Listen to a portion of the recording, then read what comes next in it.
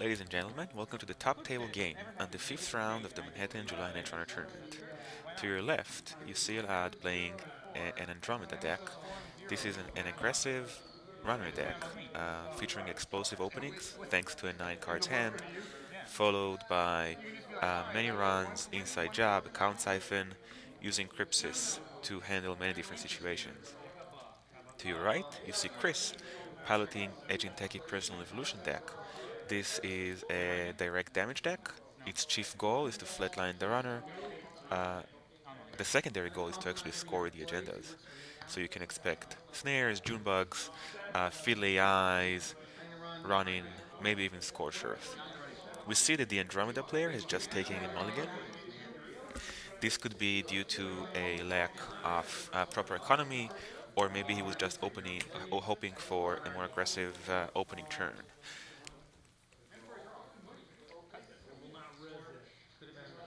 Jinteki makes the cut, and I believe he's going to start his turn. Yes, he's defending HQ, always a smart move in order to avoid a count siphon. Opens a new remote. This could be anything from a trap to an economy asset, and takes a credit. The Andromeda player is drawing his new opening hand.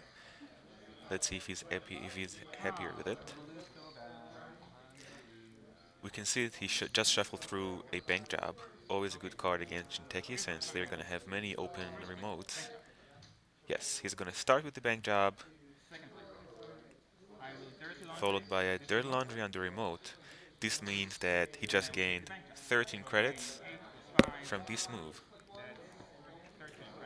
and he has 2 clicks remaining. Um, so he could probe R&D, he could probe that remote again, he might play cards from his hand in order to avoid discard. Let's see what he chooses to do. Setting up his credits all nicely.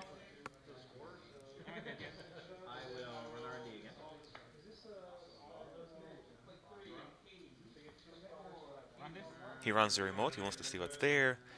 Private contracts and economy card. Always a good idea to trash these, especially versus Jinteki that hurts for economy. For his final click, let's see whether he probes R&D or plays a card from his hand. Right now he has 7 cards in his hand, so he's definitely gonna discard. Question is, will he discard 1 card or 2? Thinking over his final click, and he's gonna run R&D. Sees a melange. Once again trashes it. Discarding Plescrete and Fan Fatale. Plescrete makes sense, as Jinteki, even if they pick Scorched Earth, are unlikely to pick more than one. Fem is an interesting choice. Jinteki could have Neural Katana, um, Tollbooth, many other vicious eyes that Fem could be useful against. The core player defends R&D and takes 2 credits. He is now at 8 credits, while the runner is at 9. Quality time for 5 cards, hoping to improve his board position. Usually, it's a better idea to keep these when running against Jinteki due to the many traps, but I guess he's hunting for something. Sure gamble for 4 credits, the runner is at 9 credits right now.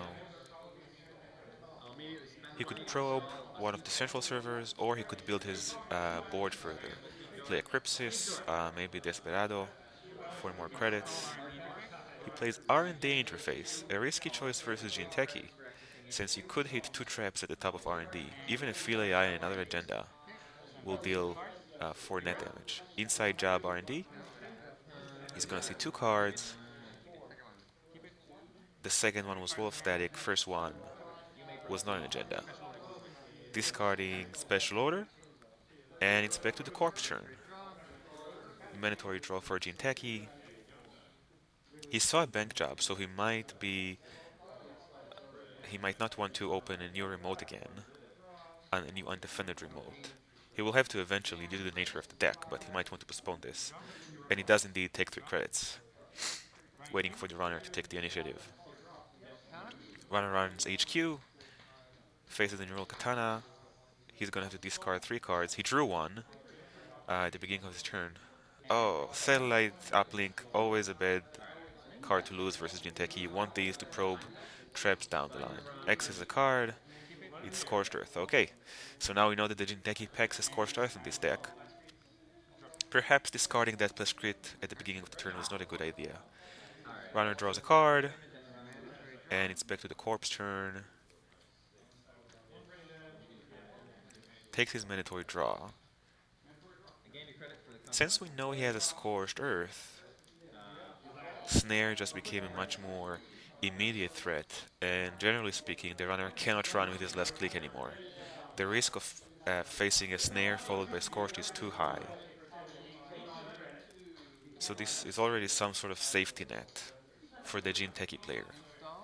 Opens a new remote and advances it twice.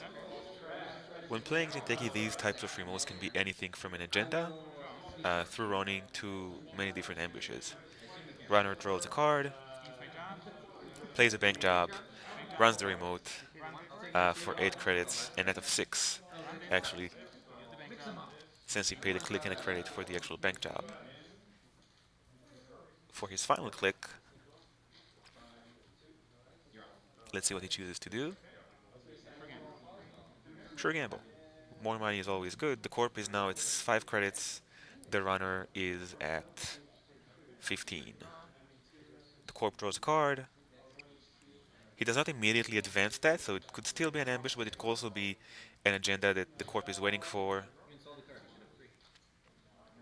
And of course, running is always a good choice to leave at 2 advancement tokens, because you could advance, and hit the runner for 3 damage. Thinking of opening a new remote, but decides against it. You could just take 3 credits and continue accumulating his fund. 2 of his economic assets have been trashed by now, so his economy is hurting. He opens a new remote, and he goes up to 7 credits. 6 credits, sorry. 7 credits. Runner draws a card.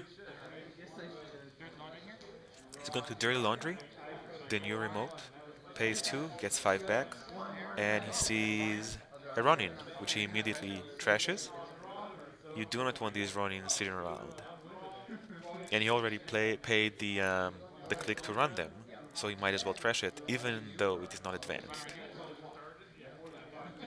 Runs R&D.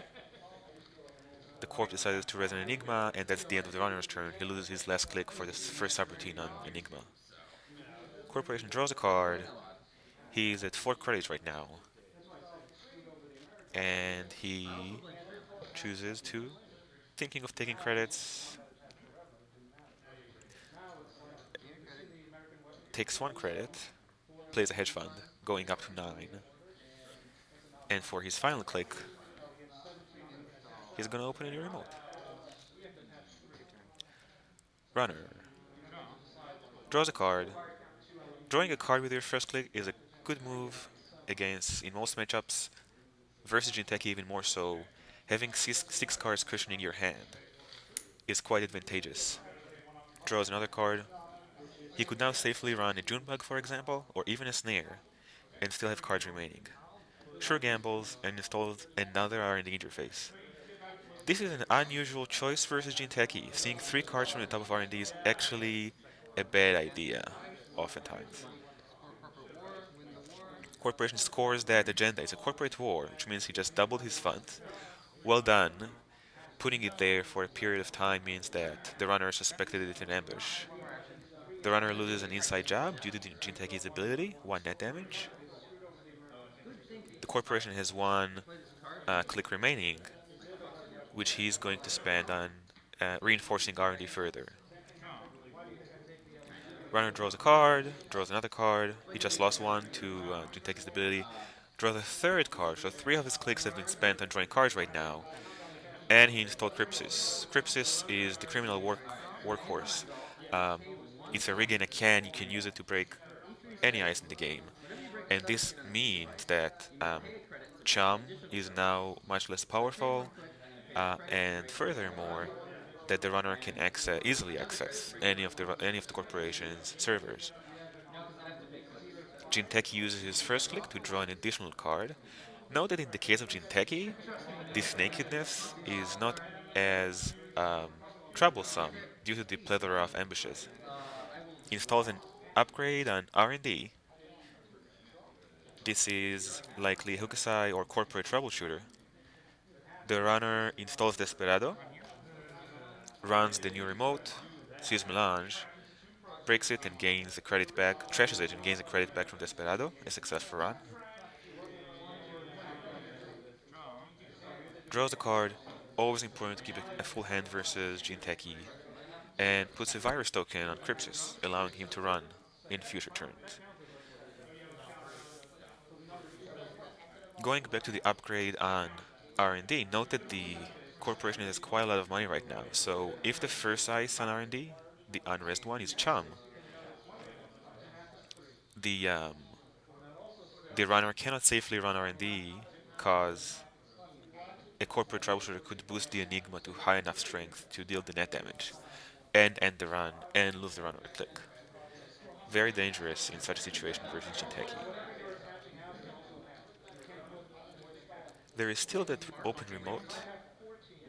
Runner plays Katie Jones, activates it to put 3 credits on it, draws a card, and for his last click, he will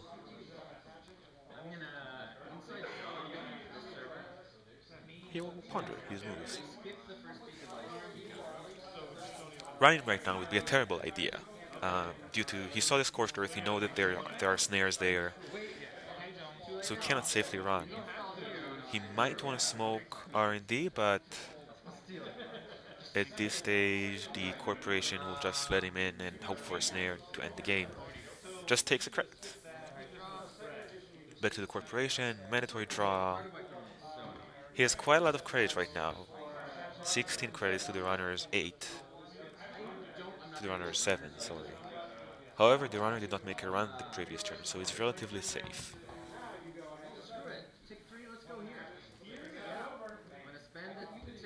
At this stage, the corporation is not as safe just taking credits, since Katie Jones offers a much more powerful economic incentive for the runner. He has to be more proactive here. Installs another ice on HQ and takes 2 credits.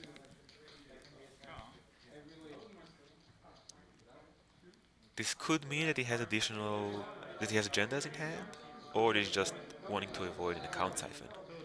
3 more credits go on top of Katie Jones. With 2 clicks left, this might be a good time to check out that remote, although it's possible that the runner already decided that it's a snare. It's also a good opportunity to check out uh, R&D. The runner plays Fairy and takes a credit. Fairy is an excellent insurance policy. Fairy, it's a sentry breaker. It can break sentries for very cheap, but only once. The corporation installs and advances a new remote. This means that getting past Neural Katana, for example, just costs a credit right now. The runner checks out the new remote, sees a Ronin trashes it. This could have been a June bug. This could also have been a Cerebral Overrider, the new ambush from CNC, but it looks like the runner decided to take that chance. Going back to Fairy, it means that you can go past Archer, you can go past HG, you could go past Neural Katana pretty cheaply and easily. Install a Data Sucker and takes the credits off Katie Jones. Note that right now making an archives run for the runner is quite profitable. He's gonna get 1 credit off Desperado, and he's gonna get a virus token on top of Data Sucker. Basically, this means that he gets 2 credits for a run, for a click. Not bad at all. Corporation installs a new remote and takes 2 credits. Note that he has many more credits than the runner right now. So corporate troubleshooter and even Seesaw Scorched Earth are a real possibility, and the runner has to be very careful. Draws 2 cards, puts 3 credits on Katie Jones. He did not use the money from Katie Jones, the money he got the previous turn, which means he could have been much richer right now by takes a credit and discards 2 cards by putting money previous turn as well. This seems to have been a rash move on his behalf. The runner is currently at 13 credits. The corporation is at 17 credits. Not as much a discrepancy as I previously thought, but still a lot of money for a Jinteki player. Quite unusual, as they're usually much poorer than that. And note that many of these credits came from clicks. There were no economic assets, and only one or two hedge funds played by the core player this game. The corp is taking his time. He knows that even if the runner sets up a rig, this game is not about um, breaking ice. This game is about damage and waiting for the runner to do one misstep. Brain Trust scored by the corporation, and Jinteki's ability hits a Yogg, which means getting through that enigma is going to be a bit more difficult. Runner draws a card, goes back to 5 cards. For his second click, he's getting a second data sucker and draws another card.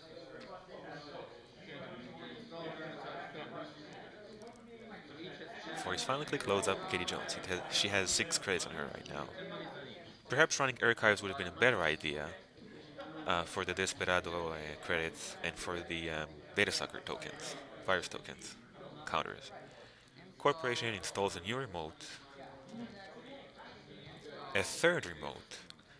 So this first remote that was installed quite a while back was not touched at all. It could be a Brain Trust or a Gilahan's Arcology.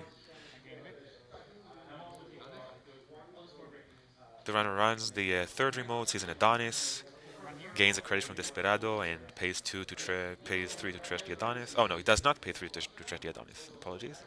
Runs the second remote, sees a Brain Trust, steals it, takes the net damage. Not bad for a day's work. Remember, he got 2 credits from Desperado for these runs. Draws a card, and loads up Katie Jones. So going back to that first remote from the Corp, this could even be a Gilahan's or a Brain Trust. Just sitting there, bluffed as a snare or some other ambush, making the runner ignore it, and the Corp could just win by getting to 6 points and then scoring that. Corp's turn takes 3 credits. He did not rest that Adonis. He knows that the runner will immediately blow it up for a net of 2 credits, since it gets one. The runner gets a credit from Desperado. Runner draws a card. He could try to sniff that remote. He chooses not to. He's probably convinced it's a snare right now. Runs HQ, sees a wall of static, decides not to break it. For his third click, he runs R&D, sees another wall of static, decides to let it be as well, and finally puts 3 credits on Katie Jones. Quite a lot of missed opportunities here. These data suckers could have had 3 or even 4 virus counters by now. The runner is at 14 credits plus quite a bit on Katie Jones. The corporation is at 11 after resing the Adonis campaign. Defends the Adonis campaign with 2 pieces of ice. If you let the Adonis campaign be, the Corp will res it and defend it, setting up a server for downstream agendas and getting a powerful economic advantage.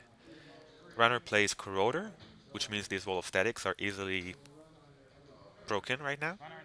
Second click, runs R&D. Notice he's going to see 3 cards and he only has 4 cards in hand, so a Field AI or a Snare could be quite dangerous. Breaks the wall of static with Corroder, breaks the Enigma with Crypsis, sees a Field AI. He's going to steal it and take 3 net damage. Note that he has 4 cards in hand, so he just lost quality time. This means that this has been quite a weak move on the runner side. He could have played quality time before running. Sees another agenda, and the third card is another agenda. So the runner has been lucky here, getting 6 points of agendas on a single turn. Note that 2 major mistakes have been done on this turn. First of all, the runner could have played quality time before running. He knew he had the money for it, and he would have been much safer than that. Even worse, that upgrade defending R&D has been ignored by the corporation. Um, if it's a corporate troubleshooter, he could have ended the run. More importantly, if this is an Hukusai, he could have rezzed it and flatlined the runner before the runner would access the left agenda. I can tell that this indeed was a Hokusai.